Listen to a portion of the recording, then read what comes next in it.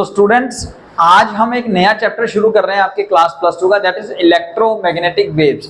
सबसे पहले electromagnetic waves है क्या?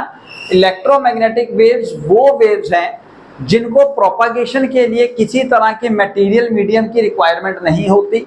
इलेक्ट्रोमैग्नेटिक वेव्स यानी कि एक तरह की ऐसी ऊर्जा या एनर्जी जिनको ऑसिलेशन, जिनके अलोंग ऑसिलेशन होता है इलेक्ट्रिक और मैग्नेटिक फील्ड का और परपेंडिकुलर टू ईच अदर। यानी कि हम ये कह सकते हैं कि अगर एक्स एक्सिस में, लेट्स सपोज एक्स एक्सिस में अगर आपकी वेव प्रोपागेट हो रही है तो इसके परपेंडिकुलरली यानी कि वाई एक्सिस में आपकी इलेक्ट्रिक फील्ड होगी और जेड एक्सिस में आपकी मैग्नेटिक फील्ड प्रोपागेट हो रही होगी। ठीक है जी। So electromagnetic wave do not require any material medium for their propagation. Electromagnetic wave travel with the speed of light, that is 3 × 10⁸ metre पर सेकेंड। तो इलेक्ट्रोमैग्नेटिक वेव की स्पीड को हम एक्सप्रेस करते हैं by c, which is equal to 1/√μ0 × ε0। μ0 क्या है? एब्सोल्यूट परमिटिविटी और ε0 क्या है? Absolute permeability. Then electromagnetic waves are transverse in nature. Electromagnetic waves can be produced by oscillating or accelerating charge particle। Hertz experiment के द्वारा ये प्रूव किया गया है। उसके बाद कुछ इलेक्ट्रोमैग्नेटिक वेव्स के एग्जांपल मैंने यहाँ लिखे हैं, जैसे UV rays, infrared rays, light rays, radio waves, microwaves, they all are the example of electromagnetic waves. अब इलेक्ट्रोमैग्नेटिक वेव इतने इंपॉर्टेंट क्यों है कि हमने इनको अलग से चैप्टर में रखा है? क्योंकि यहाँ पे आपको जनरली ये बताया जाता है कि अभी तक जितनी भी हमारे रेडिएशंस है उनको ट्रेवल करने के लिए, जैसे साउंड में आपके सामने प्रोड्यूस कर रहा हूँ, ये भी एक तरह की वेव है, इनको ट्रेवल करने के लिए आपको मीडियम की रिक्वायरमेंट है। सपोज हमने यहाँ से कुछ कहा, वो आपके ईयर्स तक तब पहुंच पा रहा है जब यहाँ पे हवा या किसी तरह का मीडियम अवेलेबल होगा। ठीक है, लेकिन ऐसे कुछ वेव्स हैं जिनको ट्रेवल करने के लिए किसी तरह का मीडियम की रिक्वायरमेंट नहीं है। जैसे अगर आप सन की गर्मी महसूस करो तो वहां से heat rays in the form of infrared rays आती हैं। तो यहां से यानी कि अर्थ के एटमॉस्फेयर से आगे थ्रू आउट द यूनिवर्स किसी तरह का कोई भी मीडियम अवेलेबल नहीं है, कोई एटमॉस्फेयर नहीं है, तो वहां पे वो वैक्यूम है। तो वहां से वो रेज हमारे तक कैसे पहुंच पा रही हैं? या फिर ये कह लीजिए जो लाइट है, इवन सनलाइट जो है वो हमारे तक पहुंच पा रही है। तो they all are the example of electromagnetic waves. और इन इलेक्ट्रोमैग्नेटिक वेव्स के परपेंडिकुलरली ऑसिलेट होता है इलेक्ट्रिक और मैग्नेटिक फील्ड। इनके बारे में हम धीरे धीरे इस चैप्टर में फर्दर और भी डिटेल में स्टडी करेंगे। ये दो टॉपिक आपके ट्रांसवर्स नेचर और speed of light, electromagnetic waves की स्पीड ऑफ लाइट का आपको डेरिवेशन भी है जो कि धीरे धीरे हम कवर करेंगे। लेकिन उससे पहले हमें आज स्टडी करना है डिस्प्लेसमेंट करंट। डिस्प्लेसमेंट करंट क्या है? ये एक मिसिंग कंसेप्ट था जो कि इलेक्ट्रोमैग्नेटिक वेव्स को समझने के लिए बहुत ज्यादा जरूरी था, जिसके बारे में एग्जैक्ट इंफॉर्मेशन हमें दी थी जेम्स क्लार्क मैक्सवेल ने। तो 1831 के अंदर माइकल फैराडे ने हमें लॉ दिया था, अभी आप पीछे चैप्टर में पढ़ के आए हो। वो क्या बताता है? He suggested us that the change in magnetic flux linked with the closed coil produces an EMF, जिसको आपने कहा induced EMF। और अगर कॉइल क्लोज्ड है तो वो EMF क्या प्रोड्यूस करेगा? करंट, जिसको आपने कहा था इंड्यूस्ड करंट। यानी कि वहां पे क्या प्रोड्यूस हुआ पुत्र? Electric field. अगर करंट है तो चार्ज सेपरेशन होगा, अगर चार्ज सेपरेशन है तो सर इलेक्ट्रिक फील्ड होगी। यानी कि हम ये कह सकते हैं he gave us the concept of induced EMF. It means उन्होंने हमें फॉर्मूला दिया था EMF is equal to -dφ/dt। Actually जो बुक्स हैं उनके अंदर फैराडेज ने जो फॉर्मूला दिया था वो ये था, the closed line integral of electric field is equal to -dφ/dt। तो ये क्या बताता है? ये बताता है that change in the magnetic field produces an electric, कि भैया अगर मैग्नेटिक फील्ड वेरी होगी तो इलेक्ट्रिक फील्ड प्रोड्यूस हो जाएगी। इसके लिए आप किसी भी तरह का एक्सपेरिमेंट देख सकते हो। आप लेट्स सपोज कर लीजिए, आप एक कॉइल लेते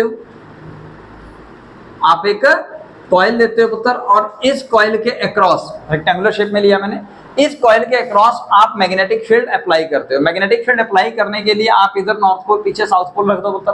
तो लेट्स सपोज मैग्नेटिक फील्ड जो है वो नॉर्थ से साउथ की तरफ जा रही है, यानी कि इनवर्स जा रही है।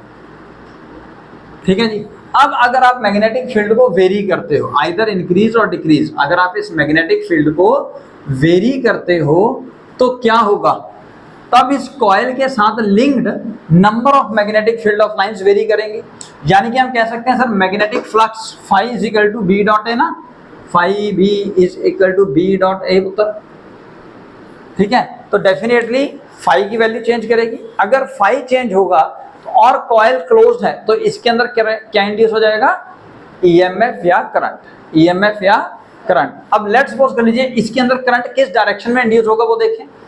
अब अकॉर्डिंग टू लेंज लॉ इसके अंदर जो करंट है, कॉइल के अंदर जो करंट है, मैंने यहाँ पे मैग्नेटिक फील्ड नहीं दिखाई पर डेफिनेटली वेरी कर रही है तभी तो करंट इंड्यूस हो रहा है। अब जो कॉइल के अंदर करंट है वो according to Lenz law oppose करेगा इस चेंज को।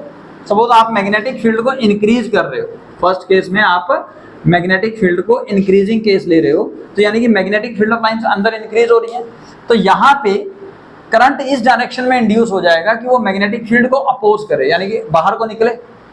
तो इसके हिसाब से आप राइट हैंड थंब रूल लेंगे तो मैग्नेटिक फील्ड बाहर को होगी तो करंट किस डायरेक्शन में होगा, सपोज एंटी क्लॉकवाइज। तो करंट जो इंड्यूस हुआ है, करंट इंड्यूस हुआ है इसके अंदर एंटी क्लॉकवाइज। क्लियर है बता। अब अगर करंट इधर को इंड्यूस हुआ है तो डेफिनेटली इलेक्ट्रॉन ट्रेवल कर रहा होगा ऑपोजिट डायरेक्शन में, इलेक्ट्रॉन ट्रेवल करेगा ऑपोजिट डायरेक्शन में। अब इलेक्ट्रॉन क्यों ट्रेवल कर पा रहा है, उसका रीजन है बिकॉज इलेक्ट्रॉन एक्सपीरियंस कर रहा होगा फोर्स, क्योंकि मैग्नेटिक फील्ड इलेक्ट्रॉन को ट्रेवल नहीं करवा रही है, इलेक्ट्रॉन ट्रेवल कर रहा है because of the force experienced by the electric field. तो यानी कि इलेक्ट्रिक फील्ड इस डायरेक्शन में इंड्यूस हो रखी होगी उत्तर। ठीक है, अगर हम बात करें इसी इलेक्ट्रॉन की तो इस इलेक्ट्रॉन के ऊपर इलेक्ट्रिक फील्ड लग रही होगी इधर को, जिस डायरेक्शन में ऐसे, क्योंकि इसके ऊपर जो फोर्स लगेगी उत्तर वो opposite to the electric field लगेगी। आपको याद है नेगेटिव चार्ज के ऊपर ऑपोजिट डायरेक्शन में फोर्स लगती है तो इलेक्ट्रिक फील्ड लग रही होगी इधर को। ऐसे बहुत सारे इलेक्ट्रॉन्स अवेलेबल होंगे, हर एक पॉइंट पे इलेक्ट्रॉन अवेलेबल होगा और उन सब इलेक्ट्रॉन्स के ऊपर इलेक्ट्रिक फील्ड लग रही होगी कुछ इस तरीके से, है ना। ये नीचे ट्रेवल कर रहा है तो इलेक्ट्रिक फील्ड ऊपर, सॉरी। ठीक है बता, यानी कि हम कह सकते हैं कि एक जिस शेप का भी आपका कॉइल है, रेक्टेंगुलर है, सर्कुलर है, जिस शेप का भी है उसके अंदर उस हिसाब से इलेक्ट्रिक फील्ड प्रोड्यूस हो गई। तो क्या माइकल फैराडे की ये बात साबित हो जाती है कि चेंज इन मैग्नेटिक फील्ड और magnetic flux linked with the coil will produce an electric field. अब क्वेश्चन राइज होता है कि क्या इसका उल्टा पॉसिबल है, change in electric field can also produce magnetic field. As you all know, अभी तक हम स्टडी कर रहे हैं कि फिजिक्स जो है वो लॉ ऑफ सिमेट्री फॉलो करता है, physics law of symmetry follow कर रहा है। आज के डेट में हम ये जानते भी हैं कि अगर मैग्नेटिक फील्ड चेंज करने पे इलेक्ट्रिक फील्ड प्रोड्यूस होती है तो इलेक्ट्रिक फील्ड के चेंज करने पे मैग्नेटिक फील्ड प्रोड्यूस होती है। But around the year of 1831 ये कंसेप्ट अभी सबको नहीं पता था, जिसके बारे में हमें 1835 के अंदर जेम्स क्लार्क मैक्सवेल उन्होंने एक कंसेप्ट इंट्रोड्यूस करवाया था डिस्प्लेसमेंट करंट का। तो इन दैट केस, सो इसका मतलब in the year 1831 Michael Faraday gave us the clear cut statement that change in magnetic field produce electric field. उसके बाद 1835 के अंदर जेम्स क्लार्क मैक्सवेल ने यह भी कहा कि अगर मैग्नेटिक फील्ड के चेंज होने पे इलेक्ट्रिक फील्ड प्रोड्यूस होगी तो इलेक्ट्रिक फील्ड के चेंज होने पे मैग्नेटिक फील्ड भी प्रोड्यूस होगी, जो कि उन्होंने अपने इस एक्सपेरिमेंट से प्रूव किया। इन्होंने दो पैरेलल प्लेट्स ली और उन दो पैरेलल प्लेट को यूज किया एज अ कैपेसिटर, तो यानी कि उनको कनेक्ट कर दिया विद द बैटरी और बैटरी को स्विच के साथ कनेक्ट कर स्विच ऑन किया। जैसे स्विच ऑन किया तो प्लेट जो है वो चार्ज होनी शुरू हो गई। चार्ज होने का मतलब क्या है कि बैटरी ने by providing some energy to the electrons उनको पॉजिटिव से नेगेटिव की तरफ ट्रेवल करवाना शुरू किया, खींच खींच के लेके आया, यहाँ से इलेक्ट्रॉन निकाला इधर देना शुरू कर दिया, जिसकी वजह से यहाँ पे पॉजिटिव चार्ज प्रोड्यूस होना शुरू हो गया, यहाँ पे नेगेटिव चार्ज प्रोड्यूस होना शुरू हो गया। तो अल्टीमेटली अगर इलेक्ट्रॉन ट्रेवल कर रहे हैं इस डायरेक्शन में तो उनके ऑपोजिट डायरेक्शन में करंट प्रोड्यूस होगा। अब अगर करंट प्रोड्यूस होगा तो आप सब जानते हो कि अगर किसी करंट कैरिंग वायर के अराउंड आप किसी मैग्नेटिक कंपास को रखो तो वो मैग्नेटिक कंपास डिफ्लेक्ट करती है। अगर वो मैग्नेटिक कंपास डिफ्लेक्ट करती है तो हम वहां पे सर्कुलर फॉर्म में राइट हैंड थंब रूल के हिसाब से आप मैग्नेटिक फील्ड कैलकुलेट कर लेते हो। मैग्नेटिक फील्ड का फॉर्मूला था B = μ0/2π × I/r। r इस सर्कल का रेडियस और करंट I, याद है उत्तर? तो यानी कि सर यहाँ पे भी तो करंट I जा रहा है, इस पूरी वायर के अक्रॉस अगर करंट आई जा रहा है तो हर एक पॉइंट पे मैग्नेटिक फील्ड प्रोड्यूस होगी। तो हम क्या करते हैं, हमने एक पॉइंट लिया, सपोज एक पॉइंट लिया पुत्र x, ठीक है, आउटसाइड द प्लेट्स, और यहां पे आपने मैग्नेटिक फील्ड को कैलकुलेट किया तो मैग्नेटिक फील्ड की वैल्यू आई μ0/2π × I/r। क्लियर हो गया पुत्र? अब ये मैग्नेटिक फील्ड का डायरेक्शन जो है वो भी आप फाइंड कर पाए। करंट इधर को जा रहा है तो यहाँ पे मैग्नेटिक फील्ड इधर ऊपर आउटवर्ड्स, यहाँ इनवर्ड्स, है ना, इस तरीके से हम कैलकुलेट कर लेते हैं। अब यहाँ पे एम्पेयर सर्किटल रूल की मदद से हमने ये मैग्नेटिक फील्ड की वैल्यू कैलकुलेट करी थी। और अगर आपको याद हो, एम्पेयर्स सर्किटल लॉ जो है वो क्या कहता है, वो कहते हैं कि the closed line integral of magnetic field B.dl is equal to μ0 time of the total current enclosed in that surface, है ना, इनसाइड वाला। याद है ये इक्वेशंस हम बहुत बार यूज कर सकते हैं। अब उन्होंने कहा कि यहाँ पे तो मैग्नेटिक फील्ड है, एम्पेयर लॉ कह रहा है, लेकिन अंदर किसी तरह का कोई कंडक्टर के अंदर, सॉरी, पैरेलल प्लेट कैपेसिटर के बीच में करंट नहीं है क्योंकि वहां पे फ्री स्पेस है, और अगर फ्री स्पेस है तो वहां पे किसी भी तरह का चार्ज नहीं प्रोड्यूस हो, ठीक है, चार्ज ऑसिलेट नहीं हो रहा, चार्ज ट्रेवल नहीं हो रहा है, तो जिसकी वजह से करंट भी नहीं प्रोड्यूस हो रहा।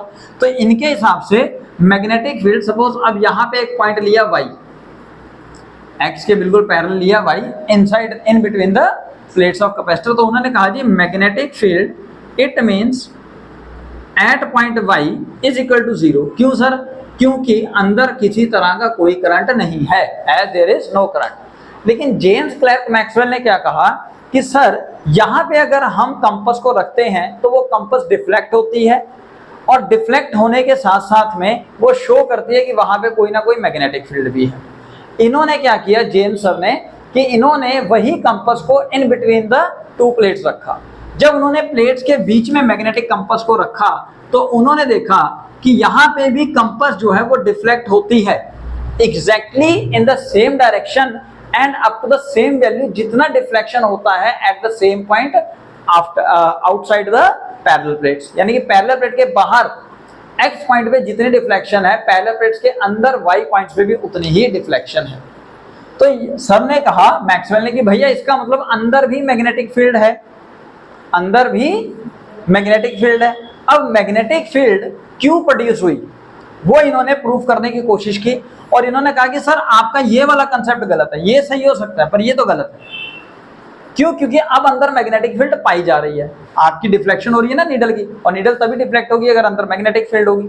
तो इन्होंने इस कंसेप्ट को समझाने के लिए क्या कहा कि जैसा आप देख रहे हो कि धीरे धीरे करके चार्ज एक प्लेट से दूसरी प्लेट के ऊपर इकट्ठा हो रहा है। तो सपोज पहले एक चार्ज था यहाँ नेगेटिव, फिर एक और हुआ, फिर नेगेटिव, फिर एक और हुआ, फिर एक और हुआ, नेगेटिव नेगेटिव। तो इस तरीके से अल्टीमेटली प्लस क्यू और माइनस क्यू का वैल्यू जो है वो बढ़ता जा रहा है। जब प्लस क्यू और माइनस क्यू का वैल्यू बढ़ता जा रहा था तो इन्होंने कहा कि डेफिनेटली चार्ज सेपरेशन हो गया पुत्र प्लस क्यू और माइनस क्यू के हिसाब से, यानी कि इनके बीच में इलेक्ट्रिक फील्ड प्रोड्यूस हो गई है। आपको पता है पॉजिटिव से नेगेटिव की तरफ इलेक्ट्रिक फील्ड होती है, ठीक है, और ये इलेक्ट्रिक फील्ड हर बार चेंज हो रही है जैसे जैसे चार्ज इंक्रीज हो रहा है। अगर इलेक्ट्रिक फील्ड इंक्रीज हो रही है तो हम क्या कह सकते हैं कि इलेक्ट्रिक फ्लक्स इंक्रीज हो रहा होगा। इलेक्ट्रिक फ्लक्स क्या है? Number of electric field of lines per unit area. तो इन्होंने कहा कि due to this change in electric flux और इलेक्ट्रिक फील्ड, इस इलेक्ट्रिक फील्ड या फ्लक्स के चेंज होने की वजह से वहां पे मैग्नेटिक फील्ड है। So due to this change in electric flux और इलेक्ट्रिक फील्ड देयर प्रोड्यूसेस और there is a magnetic field. तो इन्होंने कहा इस वजह से वहां पे मैग्नेटिक फील्ड है। लेकिन ये कंसेप्ट एम्पेयर सर्किटल लॉ को सपोर्ट नहीं कर रहा, जिसकी वजह से सारे साइंटिस्ट इस बात को उस टाइम पे मानने को तैयार नहीं हुए। इन्होंने कहा कि सर लेकिन हो रहा है, आप देखिए हो तो रहा है। उन्होंने कहा ठीक है, आपकी ये थ्योरी तो ठीक है, लेकिन इसको आप एक्सप्लेन करें on the basis of some more concept. तो उस टाइम पे साइंटिस्टों ने या दुनिया ने ये एक्सेप्ट नहीं किया कि भैया ये मैग्नेटिक फील्ड किस तरह प्रोड्यूस हो रही है। हालांकि अब आप मानते हो that change in electric field और फ्लक्स प्रोड्यूसेस मैग्नेटिक फील्ड, अब हम मान रहे हैं, उस टाइम पे एक्सेप्ट नहीं किया। तो इन्होंने क्या किया, इस चीज को प्रूव करने के लिए एक new concept of current introduce कराया, दैट कॉल्ड डिस्प्लेसमेंट करंट। तो जैसा आपको बताया पुत्र कि इन्होंने क्या शो किया कि इलेक्ट्रिक फील्ड चेंज कर रही है। सो ये जो इलेक्ट्रिक फील्ड चेंज करती है ये प्रोड्यूस करती है डिस्प्लेसमेंट करंट। यानी कि उस टाइम के साइंटिस्टों को ये समझाने के लिए, दुनिया को ये बताने के लिए कि भैया यहाँ पे जो मैग्नेटिक फील्ड प्रोड्यूस हुई है, इन्होंने एक नया कंसेप्ट इंट्रोड्यूस करवाया उस करंट का जिसका नाम है डिस्प्लेसमेंट करंट। इन्होंने कहा कि ये जो बाहर वायर के थ्रू करंट कंडक्ट हो रहा है इसको तो आप बोल दो conduction current. IC is named as conduction current. अब इस कंडक्शन करंट को डिस्प्लेस करके ही एक नया करंट मैं इंट्रोड्यूस करवा रहा हूं या सपोज करवा रहा हूं जिसको मैं कह रहा हूं डिस्प्लेसमेंट करंट। और वो डिस्प्लेसमेंट करंट क्यों प्रोड्यूस होगा, that current is produced because of a variation of electric flux और इलेक्ट्रिक फील्ड। तो इन्होंने कहा that time varying electric field produces the displacement current, और इस डिस्प्लेसमेंट करंट की वजह से यहां मैग्नेटिक फील्ड प्रोड्यूस हो रही है। ये लोगों ने बात मान ली। मेरी बात समझ में आई? हालांकि आंसर ये नहीं है, आंसर ये है that the change in electric field और electric flux produces magnetic field. पर उस टाइम पे डिस्प्लेसमेंट करंट के कंसेप्ट को ज्यादा इजीली एक्सेप्ट किया गया, ठीक है। और ये पाया भी गया कि जो यहाँ पे पॉइंट x पे मैग्नेटिक फील्ड है वही एग्जैक्टली मैग्नेटिक फील्ड की वैल्यू और डायरेक्शन पॉइंट v पे भी है। So magnetic field at point x is equal to the magnetic field at point y।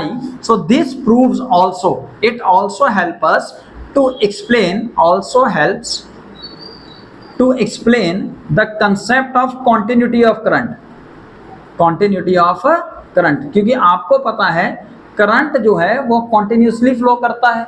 अब यहाँ पे ये प्रॉब्लम थी कि भैया यहाँ वायर के अक्रॉस तो करंट कंडक्ट हो रहा है लेकिन इन बिटवीन किसी तरह का कोई करंट अवेलेबल नहीं है।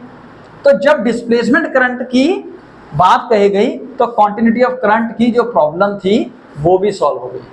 इसलिए यहाँ पे डिस्प्लेसमेंट ऑफ करंट की वैल्यू एक्सेप्ट कर ली गई और इन्होंने जो अपनी बात कही उसको प्रूव भी कर दी। तो यहां से क्लियर कट प्रोड्यूस हुआ that change in electric field और electric flux also produces magnetic field. तो यानी कि मैग्नेटिक फ्लक्स के चेंज होने पे इलेक्ट्रिक फील्ड प्रोड्यूस होती है और इलेक्ट्रिक फ्लक्स के चेंज होने पे मैग्नेटिक फील्ड प्रोड्यूस होती है। अब क्वेश्चन राइज हुआ कि क्या ये दोनों टर्म्स बराबर हैं? बिल्कुल, exactly the value of displacement current must equal to the value of conduction current. क्यों?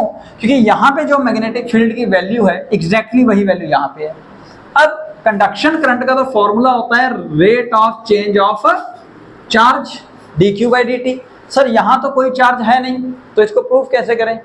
तो इन्होंने कहा हम प्रूफ करने की कोशिश करते हैं। तो इन्होंने यहाँ पे डिस्प्लेसमेंट करंट उठाया और डिस्प्लेसमेंट करंट को मेजर करने की कोशिश की, जिसके अंदर इन्होंने नंबर ऑफ एक्सपेरिमेंट किए। नंबर ऑफ एक्सपेरिमेंट्स में इन्होंने देखा कि यार जब इलेक्ट्रिक फ्लक्स चेंज होता है, कहाँ लिखूं, कि जब इलेक्ट्रिक फ्लक्स चेंज होता है विद रिस्पेक्ट टू टाइम तब कहीं जाके करंट भी प्रोड्यूस हो रहा है। तो इन्होंने रिलेशन फाइंड किए और डायमेंशंस की मदद से, डायमेंशनल फॉर्मूला सेम होना चाहिए ना राइट साइड और left side, principle of homogeneity है, तो उसकी मदद से इन्होंने डिस्प्लेसमेंट करंट का फॉर्मूला डिराइव किया id is equal to d phi e by dt epsilon naught into d phi by dt। ये फॉर्मूला इन्होंने डिराइव किया और इस फॉर्मूले की मदद से इन्होंने हमें बताया कि यस कंडक्शन करंट और डिस्प्लेसमेंट करंट का मैग्नीट्यूड सेम है। कैसे? देखिए यहाँ पे तो डिस्प्लेसमेंट करंट कैलकुलेट करना पुत्र एप्सिलॉन नॉट इनटू फाई का फॉर्मूला क्या होगा पुत्र E dot A upon D T. क्यों जी? अब electric field in between the parallel plates कितनी होगी? Sigma by epsilon not, sigma by epsilon not. तो यही लिख दूं एप्सिलॉन नॉट इनटू डी, ये आएगा पुत्र sigma by epsilon not into A upon dt। अब सिग्मा का फॉर्मूला क्या था, चार्ज अपॉन एरिया, तो लिखूं मैं यहाँ पे एप्सिलॉन नॉट इनटू ये वाला एप्सिलॉन नॉट कांस्टेंट है, बाहर आ जाएगा, अंदर आ जाएगा उत्तर charge upon area into area divide by dt। Sir A से ए कट गया, एप्सिलॉन नॉट से एप्सिलॉन नॉट कट गया, तो वैल्यू क्या बच गई, dq बाय dt। तो यहां से ये शो हुआ कि कंडक्शन करंट और डिस्प्लेसमेंट करंट का numerical value same, dq by dt। पर ध्यान रखें यहां पे ये चार्ज जो है वो ट्रेवल इन बिटवीन नहीं हो रहा है।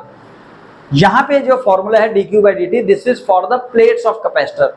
सो dq बाय dt का मतलब क्या हुआ, for displacement current it is rate of deposition या change of charge, deposition of charge on capacitor plate, capacitor plate. तो यानी कि प्लेट की कैपेसिटर के ऊपर कितना चार्ज कितनी जल्दी डिपॉजिट हो रहा है, पॉजिटिव या नेगेटिव, उसके हिसाब से वहां पे डिस्प्लेसमेंट करंट प्रोड्यूस हो रही है। So displacement current is equal to the rate of charging the capacitor और rate of discharging the capacitor. This is called displacement current. Numerical value दोनों की सेम आएगी और असली फॉर्मूला क्या है डिस्प्लेसमेंट करंट का, epsilon not into d phi by dt। This is your displacement current. तो इस हिसाब से अब कंडक्शन करंट प्रूव कर दिया इन्होंने अलॉन्ग विद डिस्प्लेसमेंट करंट। तो इन्होंने कहा कि सर एम्पेयर जी ने जो हमें लॉ दिया था B dot dl is equal to mu not into I enclose in the surface, ये फॉर्मूला अधूरा है, इनकंसिस्टेंट है। एक्चुअली फॉर्मूला ये बनता है B डॉट dl का line integral over a close surface equal to mu not time of the sum of conduction current and displacement current. तो इस मॉडिफाइड एम्पेयर लॉ को कहा गया एम्पेयर्स मैक्सवेल लॉ, और इस एम्पेयर मैक्सवेल लॉ के अंदर उन्होंने समझाया कि outside the plates basically displacement current है नहीं, क्योंकि यहाँ पे कोई इलेक्ट्रिक फील्ड है नहीं, ठीक है ना। तो magnetic field because of this current available है, और वो मैग्नेटिक फील्ड है because of conduction current. But in between charge travel नहीं कर रहा। अगर चार्ज ट्रेवल नहीं कर रहा तो सर जी कंडक्शन करंट जीरो हो गया, क्योंकि कंडक्शन करंट का फॉर्मूला क्या था, dq बाय dt और id का फॉर्मूला क्या, epsilon not into d phi by dt। Phi क्या है, इलेक्ट्रिक फ्लक्स। तो यहाँ पे इलेक्ट्रिक फ्लक्स चेंज हो रहा है। अगर इलेक्ट्रिक फ्लक्स चेंज हो रहा है तो एक तरह का करंट प्रोड्यूस हो रहा है जिसका नाम दिया उन्होंने डिस्प्लेसमेंट करंट। तो यानी कि अंदर कंडक्शन करंट जीरो है, अंदर कंडक्शन करंट जीरो है, डिस्प्लेसमेंट करंट मैक्सिमम है, बाहर कंडक्शन करंट मैक्सिमम है और डिस्प्लेसमेंट करंट जीरो है। तो इस हिसाब से मैक्सवेल सर ने मॉडिफाई किया एम्पेयर सर्किटल लॉ। तो यानी कि जो डिस्प्लेसमेंट करंट हमने अभी तक पढ़ा वो किसी तरह का एक्चुअल करंट नहीं है। वो हमारा एक्चुअल करंट का मतलब रियल करंट जो हम चार्ज के फ्लो होने पे स्टडी करते रहे हैं अभी तक, वो नहीं है। ये कन्वेंशनल करंट हमारा पुराना करंट वाली डेफिनेशन नहीं है। ये तो तब प्रोड्यूस किया गया या तब माना गया जब मैग्नेटिक फील्ड प्रोड्यूस हुई, और मैग्नेटिक फील्ड हम मानते हैं प्रोड्यूस होती है because of change in current. यानी कि फैराडे सर ने जो कहा था कि इलेक्ट्रिक फील्ड प्रोड्यूस होगी जब कभी भी मैग्नेटिक फील्ड वेरी करेगी, और मैक्सवेल सर ने कहा कि भैया इसका वाइस वर्सा भी पॉसिबल है, यानी कि इलेक्ट्रिक फील्ड के वेरी करने से भी मैग्नेटिक फील्ड प्रोड्यूस हो रही है। और करंट वाला कंसेप्ट इंट्रोड्यूस करने के लिए मेन कंडक्शन करंट को डिस्प्लेस करके एक नया करंट हटा इंट्रोड्यूस करा, that is why it is named as displacement current. नाम ही देख लो ऐसे दिया हुआ है। सो ये प्रोड्यूस होगा जब कभी भी इलेक्ट्रिक फ्लक्स या इलेक्ट्रिक फील्ड वेरी करे। यानी कि अगर कंडीशन स्टडी हो गई, स्टडी का मतलब स्टेबल हो गई, यानी कि अब मैग्नेटिक फील्ड अगर वेरी नहीं कर रही है और मैक्सिमम चार्ज आपके कैपेसिटर्स ने एक्वायर कर लिया, तब उस समय बीच में कोई कंडक्शन करंट बीच में कोई डिस्प्लेसमेंट करंट नहीं प्रोड्यूस होगा, ठीक है। So whenever there is a change in electric flux और electric field occur, only then the displacement current produces. Formula भी आपको बता दिया है।